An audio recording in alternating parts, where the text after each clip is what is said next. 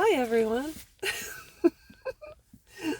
I wanted to make a video kind of as a follow-up or talk about, you know, when you get separated and or you're going, you've just been divorced and your ex now has a new person in their life that is going to be introduced to your children. And these are my suggestions, and you can do what you want. I was always told in a situation when you're dealing with your ex who is not a nice person and their current partner who is not a nice person, who may be manipulative, controlling, may bash you to your children, may build a wedge or a wall between you and your children, and a parent opposite of what you both agreed to while you had the children together just because they're trying to get back at you.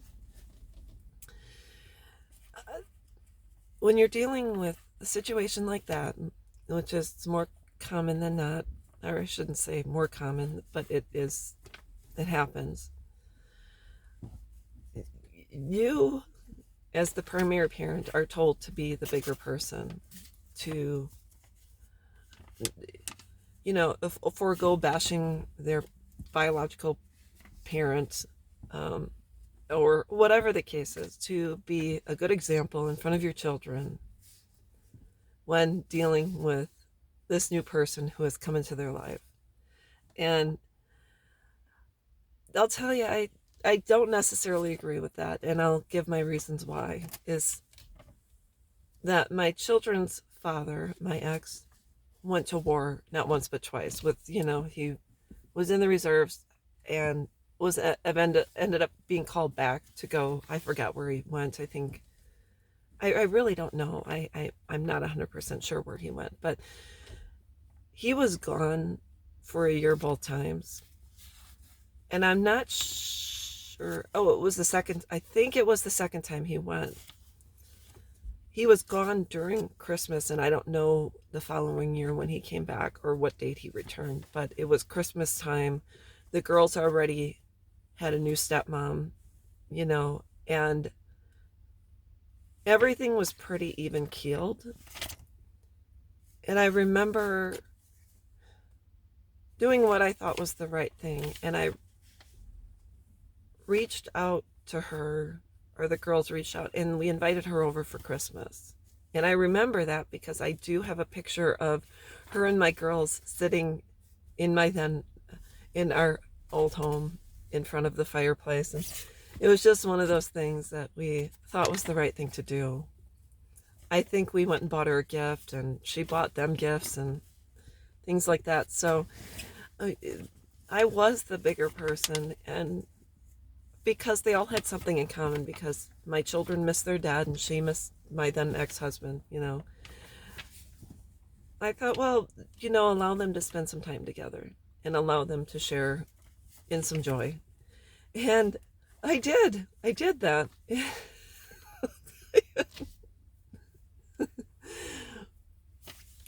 I was the bigger person, but she never was. She just wasn't. And she has relished in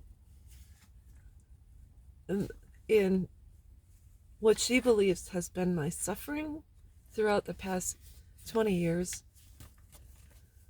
I She has relished in it. She has lived her life and has spent, I'm not saying a majority of her life, because fortunately it's been really quiet between us the past, I will say, 10 years, 10, 15 years, maybe 10 or 12 years has been quiet, especially after my kids left. No, I'd say 5 years. I can't even remember because my children left 10 years ago, and then there was, a lot of them pulling a lot of shenanigans with them. And I think the past 5 years has been very quiet and very peaceful. Yet I do I regret being the bigger person? No. But I want to tell you the best, absolute best way to deal with the situation when you have an ex who is been abusive, his new partner is abusive, they abuse your children, which is emotionally and mentally to get back at you. They use your children as pawns in their game. I'm gonna tell you the absolute best thing you can do is forego talking about your ex and his wife to your children, because there will come a point in time, if your children disconnect, that they will tell your ex and his wife everything you've said, everything you've done. They just will. So forego talking with your children about their other parent and their other parent's partner. Just don't do it. If you have to rely on someone, rely on a friend. And second thing you have to do is keep that person at arm's length. Do not become their friend. Do not invite them over for coffee. Don't add them on Facebook. Keep them at arm's length. The only thing you should discuss with your ex, you don't even have to talk to their step parent, is the care of your children. And keep it short, sweet, and to the point. And if your ex can't have a normal conversation with you, do not talk with your ex. Just email or find someone that can pass messages to and from. And that's exhausting, but I mean, you might have to do that until your ex stops abusing you. That might be a good way to do it too. If you can afford a lawyer, just go that route. But anyways, that's all I wanted to say is, even though, I mean, I was not perfect in this situation, I'll be the first to admit.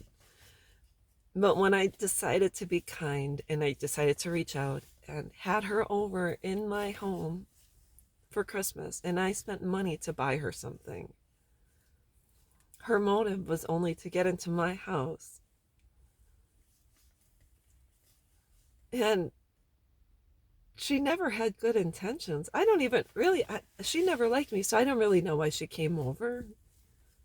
Because she didn't, I know she didn't like my kids. My kids were just pawns to her.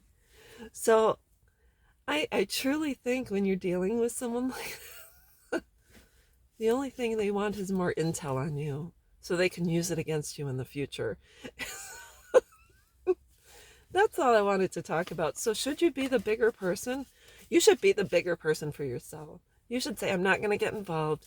I'm not going to play this game.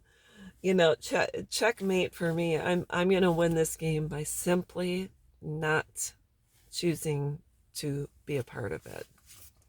So, that's all I have to say. Like I said, I was not perfect. I was not. But I know that